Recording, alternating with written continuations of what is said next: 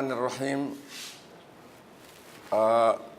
أجندهن maantay guddiga joogtada aqalka sare oo ka shirayay waxaan dhageysanaynay sharci yaqaanada aqalka sare maadaama aqalkan uu cusub yahay oo run ahaantii dastuurkii meelo badan iskaga hor imaanayaan dastuurkaas oo dib u eegistiisii ay daraasad ka bixinayeen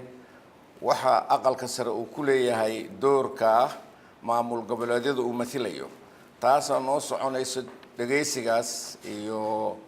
daraasadaas oo insha Allah wiiga soo socdana ay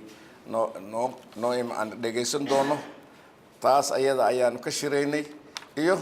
shirkayaga fadhiga golaha aqalka sare oo wiiga soo socda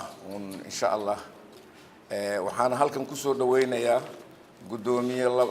shirkan maanta waxa hogaaminayay daadihinayay gudoomiye ku xigeenka labaad Mawlid haddana asagaan ku soo dhaweynaya insha Allah isagoo oo dhacdadii shalay dhacday iyo wax walba ka bixin doona. Assalaamu calaykum wa rahmatullahi wa barakaatuh.